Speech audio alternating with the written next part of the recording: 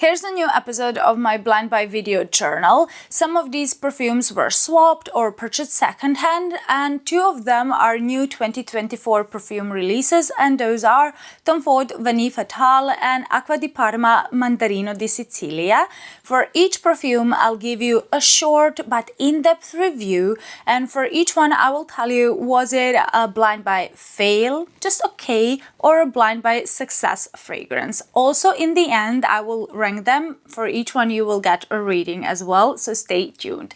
And welcome back. I'm Miri, and here we talk in depth about fragrances. So let's start with the first one, and that is Lattafa Bade'e Al Oud Sublime. I bought it for a really good price, and as with all Middle Eastern fragrances, I let it sit and macerate for a while, and now after 2 months, it's summer, it's the perfect time to wear it and let it shine.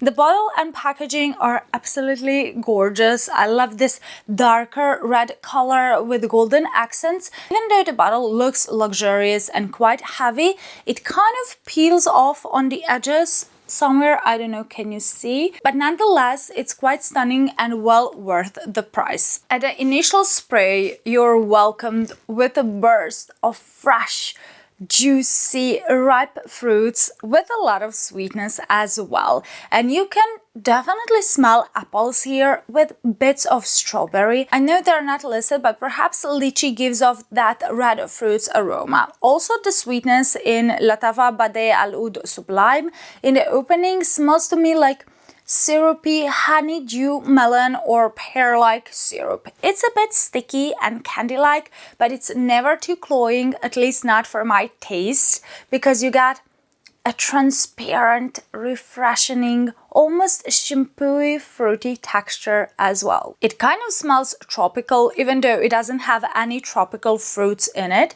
And some have depicted this scent as the scent of fruit basket, fruit punch, fruit salad, candied apples, or even gummy bears. And I could see why people would get such scent images, because Bade'e Al Oud Sublime is very sweet, juicy, fresh and fruity. And to me, the opening smells like you've just showered and washed your hair with the juiciest, sweetest tropical shampoo, and then you drink apple and red berries cocktail with a scoop of vanilla ice cream in it. After 10 minutes, rose comes out and gives a bit of floral freshness, but in the background you can smell mossy, earthy accords, even though the scent remains upfront, fruity, sweet, and uplifting until the end. Also, I don't get plum or jasmine here. What I get is 70% of fruits, 15% of rose, and 15% of mossy green earthiness from oak moss and patchouli that give depth to the fragrance, so it doesn't smell like a juvenile fruity perfume. But even though you get those darker notes, the scent still smells clean, soapy, and shampooy. So imagine you're freshly out of the shower, you have fruity cocktail in your hand, and you stepped out of your house to drink the cocktail in the garden, surrounded by its green, mossy and earthy scent. This is how the dry down smells, and if you focus hard, you can also smell some tiny bits of sharp, leathery and woody facets in the base as well. So don't be fooled by sweet, juicy, fun, fruity opening. The scent will get darker, a bit earthier and more grown up as it dries down and as it develops, and thankfully, because those darker notes give some complexity, they elevate this sweet, girly top and steer it away from body spray or body mist territory.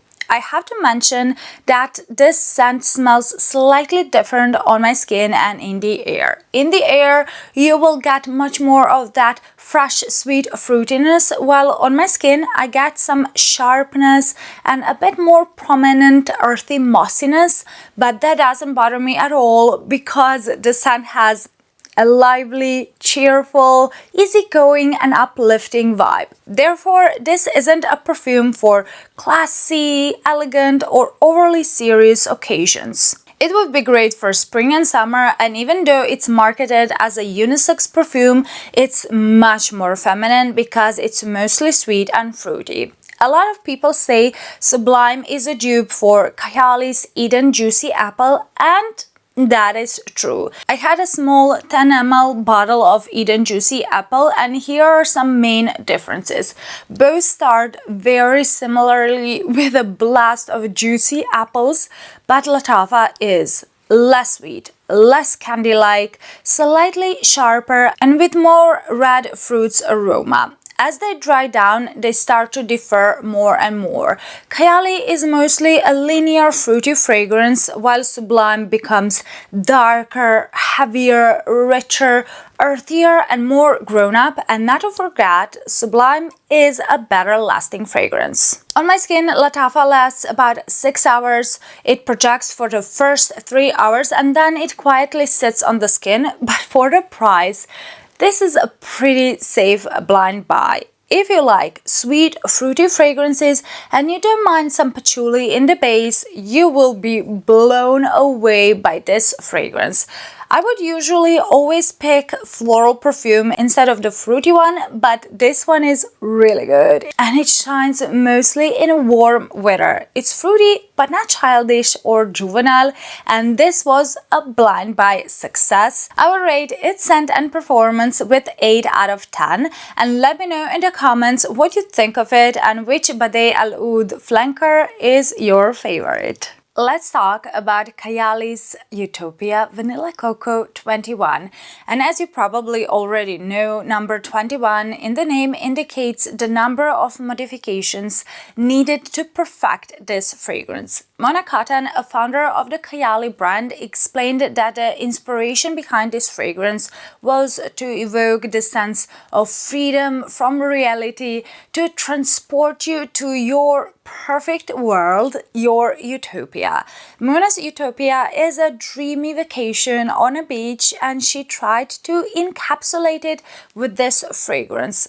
Utopia Vanilla Coco 21 comes in a reflective bottle that slightly changes as you shift it under the light from rose gold to light pink to blue tones. It truly looks daydreamy, like you're on a pink cloud fantasizing about your perfect place.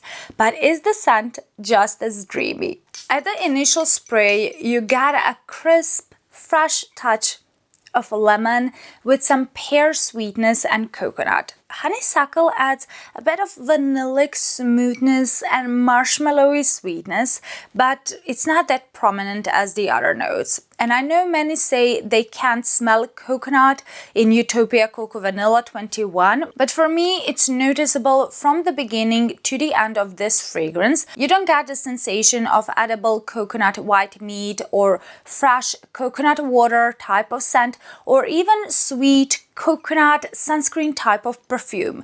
Coconut here isn't edible or fresh, but rather extremely creamy, powdery, even lactonic. It reminds me of the milky, creamy texture of coconut body lotion. So imagine a few lemon slices completely covered with coconut creamy body lotion, and this is the opening. Citrus adds some brightness, but the scent mostly has a milky and creamy texture without being mouth-watering because it never smells edible. After 5 minutes, white florals take center stage with prominent jasmine and tuberose, but coconut creaminess, smoothness, and milkiness is still noticeable, and therefore Utopia becomes a sweet, creamy, white floral perfume that is more floral than coconutty, but because of the coconut, flowers have a creamy, milky, warm, and silky essence. That's why I can understand those who say this fragrance has a deceptive name. It's not a vanilla cocoa scent. Mostly this is a floral perfume, even though coconut is always there giving a soft creaminess, while vanilla comes out more when the base notes start to emerge. The heart of Utopia is a combination of lactonic, powdery coconut whipped with white flowers. So imagine the combination of jasmine flowers covered with the cream inside Raffaello's. So this is never edible, but it's always cloudily soft, sweet, and smooth fragrance. After 2 hours of wear, I start smelling base notes with more noticeable ambrette, which gives almost a skin-like scent, and combined with musk, it adds some sensuality, but there is a warmth and a hint of suntan lotion vibe because of it as well. Although flowers, coconut, and creamy sandalwood always keep this scent from developing further into suntan lotion direction and keep it only at the level of a touch of sunblock scent. Vanilla kicks up quite a bit in the dry down, so the scent gets sweeter, muskier, and slightly woodier in the base. And this is the scent of eating Raffaello cream with a jasmine flower in your hair while you're lying on a deck chair near the beach. The scent is velvety, soft, fluffy, and creamy with prominent white flowers, and it's perfect for summer. Is this a complex, expensive smelling, elegant fragrance? No, it's not. It's quite linear with slight changes to the scent, and also, even though white flowers add a bit of sensuality and classiness, this isn't overly elegant fragrance. If beach perfumes could ever be called elegant, they're more casual and relaxing type of perfumes in my opinion. Also, this is nothing new, it's nothing very original, but it kind of works. It's very pretty, it's standardly sweet, although not too sweet as some other Kayali fragrances. There's nothing sharp, nothing too coconutty, too suntan lotion-like, so this might be a perfect layering fragrance as well. If you don't like prominent and overpowering scent of coconut or sunscreen type of fragrances, but you still want a beach perfume, then try out Utopia Vanilla Coco 21. Of course, you need to love white florals and creamy powdery fragrances to enjoy it, because this is a more floral heavy fragrance than you might guess based on the name, and therefore it might be a bit too heavy or too mature for some, but for me, this smells like summer vacation. As with almost all Kayali fragrances, well, the issue is the performance. I got about 5 hours of lasting power on my skin. It projects intimately to moderately, so be prepared. This won't be a beast mode fragrance. Overall, I do like it. This is a blind buy okay perfume because it didn't knock me out of my feet, especially because it doesn't have the best performance, and therefore I would rate its scent and performance with 7.5 out of 10. If you want a perfume with incredibly creamy, warm, white flowers, perfect for summer, Utopia Vanilla Coco 21 might be what you're looking for. The next perfume is revamped re-release of the Vanille Fatale from 2017. International Fragrance Association, or IFRA in short, limited and even banned the use of certain raw materials in perfumes, and therefore the original was out of the market for a while, and now the new reformulated version came out this year. I have the old bottle, so I was rethinking should I purchase this new one, but I managed to swap it for my bottle of Vanilla Sex. And if you want to know more about that Tom Ford's perfume, that is also a new release, and that is a quite nice powdery Play-Doh vanilla scent, I will link the full in-depth review in the description box so you can check it out later. This new Vanille Fatale comes in a bottle with 2 layers. From the inside, the bottle has a deep chocolatey brown color, while on the outer layer it's see-through with yellowish honey-tinted hues. I love how transparent outer glaze is contrasted to darker caramel brown color, but I wish they put methyl golden pluck on the front instead of this like brown sticker that looks kind of cheap. And for $400, the original golden sticker or even methyl golden pluck would be a nice touch. How this new version of Vanille Fatale smells. The first spray, oh, it's quite strong, and you get vanilla, but it's not a typical gourmand, sugary, cotton candy sweet type of vanilla scent. Vanilla here is darker. It's slightly boozy and more serious, even though it still has a creamy texture. It's also slightly smoky and with a shadow of darker spices in the background. The scent is only mildly sweet, and I love the addition of coriander in the opening because you get slight nuttiness and a hint of citrus because of the coriander. So the scent isn't overly dense or cloyingly sweet. This is a smoky, slightly spicy and woody vanilla that has some chocolatey nuances and some boozy, incensey vibe. It smells like spicy and boozy chocolate vanilla milkshake in a wooden cabin next to the fireplace. The scent is just intoxicating, and as it dries down, smoky vanilla is still there, but spices become a bit more noticeable with cinnamony aroma, coffee, and some nuttiness. Coffee here is black, but it's not overly strong. Rather, it gives depth. It amplifies those darker chocolatey facets and grounds the fragrance so it never becomes too sweet. There is some powderiness in this fragrance as well,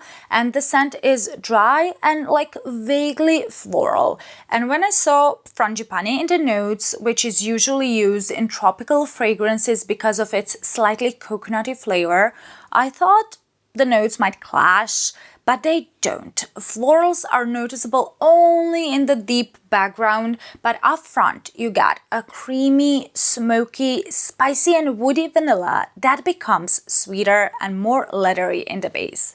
The scent is quite soft, it's velvety smooth, like you're sitting on suede couch near the fireplace with flowers on it, so you get some whiffs of leather, smoke and floral aroma while you're holding Nutella cinnamon rolls dipped in black coffee foam for extra kick. And therefore, Vanille Fatale is a deep, semi-sweet, smoky, woody, leathery vanilla that is alluring, cozy, but also mysterious with some femme fatale vibe. And I really like it, but this isn't a safe blind buy. No, because this isn't a typical gourmand vanilla fragrance, I think it will be polarizing and some will either love it or hate it. It might feel a bit too mature or old ladylike because you get those darker, woodier, leathery facets. But if you don't like sickly sweet vanilla perfumes and you like spices, woods and leather, this might suit your taste. Vanille Fatale is a unisex fall-winter scent more appropriate for nighttime.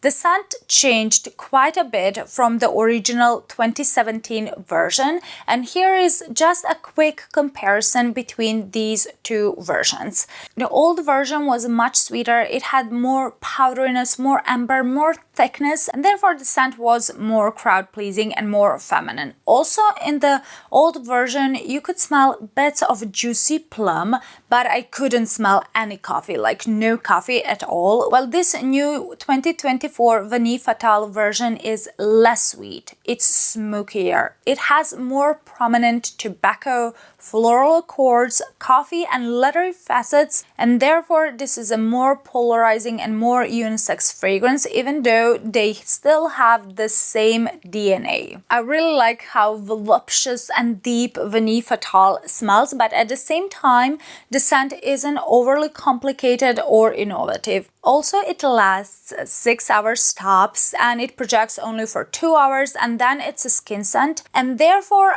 knowing the price, which just can't be justified for any fragrance, this one included. Even though I like it, I can't recommend it wholeheartedly because there are tons of vanilla fragrances out there on the market. But if you don't care about a price, you want a smooth, smoky, spicy vanilla that smells grown up and truly fatal because it slowly wins you over, then check out Vanille Fatale. To me, this is a blind buy success, and I would rate its scent and performance with 8 out of 10. The next perfume is from Acqua di Parma, a perfume house that tries to encapsulate Mediterranean charm of Italy. Mandarino di Sicilia is a new 2024 perfume release inspired by Sicily's sun-drenched landscapes, while its bottle is made of thick, deep, royal blue tinged glass, which evokes the transparency, tranquility, and azure color of Mediterranean Sea. But what to expect from this new launch? Green mandarins in top notes were harvested early, so their vibrant green olfactory tones would be captured in this scent. So you can already expect that this will be quite citrusy and green, and you get exactly what you would expect from those notes. A very luminous, sparkling, invigorating, effervescent, ice cold, but also tangy opening. Mandarino di Sicilia gives you incredibly realistic and natural smelling mandarin that is sour, crisp, tart, and bitter with just a hint of sweetness, but you also get tangy citruses and green herbal notes with a pinch of spices, giving bitter zest of citrus peel. The opening smells like you're in mandarin orchard. You picked green unripe mandarin from the tree, you plucked leaves and you're peeling mandarin so you can smell green bitterness but also citrusy sweet sour juice as you take a bite. This scent is incredibly fresh and energetic, like you doused yourself in mandarin zesty and tangy juice. The opening might be a bit too sharp, too green, and therefore might be challenging for some, but I find that zestiness very refreshing and uplifting. And as the scent dries down, it becomes rounder, more balanced, less pungent, although throughout the wear you will get citrusy greenness. And 5 minutes after applying, petite grain and spearmint come out, giving another layer of green minty freshness to the composition. The scent becomes more herbaceous, more focused on mandarin leaves, twigs, actually the whole mandarin tree, and therefore you get some earthiness in the background as well, even though you still get a realistic scent of mandarin peel and its juice. Spearmint gives soothing aroma, but its mintiness is noticeable only from time to time, giving an extra kick of freshness and invigorating greenness. Imagine that after you peeled, and ate those mandarins, you moved to the leafy shade of mandarin tree to escape the midday sun, or imagine a combination of green mandarins with leaves mixed with the scent of spearmint gum. This is how the heart of Mandarino di Sicilia smells, while in the base, the scent becomes a smooth, musky, bitter green fragrance that still smells very clean, citrusy, green, and woody. It completely encapsulates freshness of lavish green mandarin gardens in Sicily. The scent is quite interesting because it almost has a zoom out effect. First, in the opening, you get up close shot of mandarin peel and juice. Then in the heart, Mandarino di Sicilia zooms you out a bit so you could smell the entirety of the mandarin tree.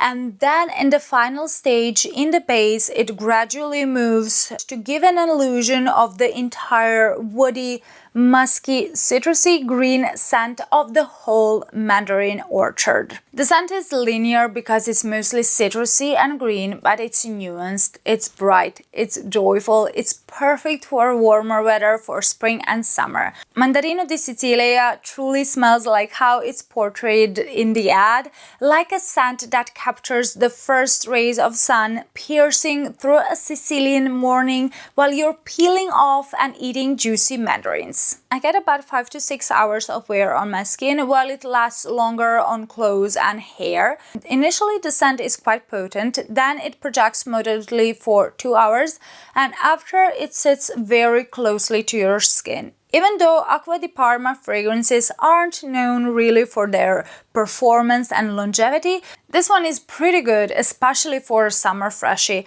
And even though this scent is nothing new, it's nothing unique, I really enjoy it, especially the natural, sweet, bitter mandarin that is perfectly captured in this perfume. Unfortunately, this is more masculine than it is feminine, so I don't see myself wearing it. If it was a bit sweeter, it would be one of my favorite summer freshies, but since it's not, I will gift it to my brother who is looking for a new summer perfume. Therefore, this was just a Blind Buy OK perfume since I won't be able to wear it, and I would rate its scent and performance with 7.5 out of 10, but I would absolutely recommend it if you're looking for a citrusy, green, clean fragrance that has pleasing, sparkling, and energetic vibe. The last fragrance for this video is Goldfield&Banks Sunset Hour, and I'm sure you're wondering how can this be a blind buy fragrance but almost half is missing. I purchased it secondhand with another fragrance in one group where you can swap or buy used fragrances, and I bought them from a girl who watches my channel. She recognized me and she was so kind to include several other decants and samples for me to try. So thank you, Magda, so much for everything. Soon I will review those decants and samples as well, so stay tuned to my channel. The thing that is unique with Goldfield&Banks as a brand is that they use native Australian ingredients in each of their fragrances. The natural ingredient they used here is desert peach, Kwandong, or Santalum acuminatum as it is scientifically called. I never heard of it. I never had a chance to try it out, and if you did, let me know, do you like it in the comments. I googled it, and what I found is that Kwandong or desert peach is a type of red fruits that grow in the desert regions of Australia. They are traditionally used as food of Aborigines, and their taste varies from tart to apricot, peachy, and rhubarb-like aroma. Even though it's a type of fruit, Kwandong is a part of sandalwood family, and that already suggests Sunset Hour will be fruity but also a woody fragrance. The moment you spray it, you're enveloped in sweet, fresh, juicy, fruity aroma. It smells divine. I can distinguish crisp pear, equally tart and sweet raspberries with rhubarb nuanced peach, but those fun fruity accords are accompanied with citruses and some bitter, slightly spicy kick of ginger in the background. All fruits smell like they are at the peak of ripeness, so this fragrance immediately puts you in a good mood. The scent is sweet, but it's not sugary or syrupy sweet. It has natural sweetness of ripe fruits, but it's always infused with some tart, tangy, and peppery facets. The opening smells like a heavenly, delicious peach-based fruit cocktail without booze, but with a few pink peppers to add additional spicy kick. That bright, fruity, cheerful opening transforms into a floral heart, even though fruity notes never truly disappear throughout the wear. The scent becomes a bit creamier, fluffier, and gourmandish because of the coconut cream accord, but it never goes in the direction of sunscreen type of fragrances. Coconut creaminess adds a soft, marshmallowy feel to a sensuous floral heart and uplifting juicy fruits, while ginger and pink pepper give a spicy, aromatic, sour, green-like touch which tames creamy, fruity florals and elevates the scent so it never becomes just sweet, floral, or fruity. The heart of Sunset Hour smells to me like, those creamy fruit candies, those creme savers, but imagine peach flavored creme savers, or even better, like the scent of peach yogurt with a strong jasmine, both its petals and leaves. This creamy, fruity floral melange is what you get in the heart. And even in the heart, you can still smell some sandalwood in the background, but its woodiness becomes stronger as the scent dries down, together with a mild resinous benzoin and musky, soapy finishing touches. Woodier resinous base with creamy jasmine and peachy nuances absolutely justifies the name of this fragrance. It creates the effect of orange-colored sunset, resulting in a golden hour scent vibe. Imagine you finish drinking your fruity cocktail and eating peach yogurt while watching sunset in a restaurant on a cliff overlooking the ocean. This is the feel you get in the base. It gives you a very warm sunset dinner next to the sea type of scent, but it still has, you know, that cheerful fruitiness that spans throughout the whole composition. Sunset Hour is a cheerful, juicy, fun, and flirtatious fruity fragrance with deeper, warmer, woodier base and creamy florals. It smells good, and it's perfect for spring and summer for daytime use in casual settings, and I love its uplifting, its pulsating, carefree, vibrant energy. This fragrance encapsulates the mood I always want to be, and whenever you smell it, you have no choice but to smile. It perfectly depicts the sunset as well, because it starts with fun, sweet, playful, fruity prelude depicting various warm colors on the sky in the sunset, and then it finishes with warmer, slightly more serious, woodier base, evoking a sensation of the last rays of sun visible in the sky before the night comes. This was a love at the first sniff for me, and even though some might say, you know, this is a generic, fruity, sweet fragrance, I can't imagine anyone hating this fragrance. It's done so beautifully. It's the epitome of happiness in a bottle, and I think you will love it if you enjoy Pas Ce Soir by BDK. I get about 6 hours of lasting power on my skin with moderate projection, and after the 3rd hour mark it becomes quite softer, but nonetheless this is a blind buy success for me, and I would rate its scent and performance with 8.5 out of 10. I love it, and if you're looking for a summerish fruity fragrance with flirtatious woody base that has captivating qualities, check out Goldfield&Banks Sunset Hour. As always, if you can, test these fragrances for yourself and see how they blend with your skin chemistry. But I hope these descriptions will be helpful to you, and if they were helpful, if they were enjoyable and informative, pop the like button, subscribe, and hit the notification bell, because that helps this video to spread to more people. And here's how I would rank these perfumes. On the 3rd place with 7.5 out of 10 are 2 fragrances, and the first one is Kayali's Utopia Vanilla Coco 21, which is the creamiest white floral perfume with a milky, creamy coconut body lotion vibe. And the second one is Acqua di Parma Mandarino di Sicilia, a fragrance that encapsulates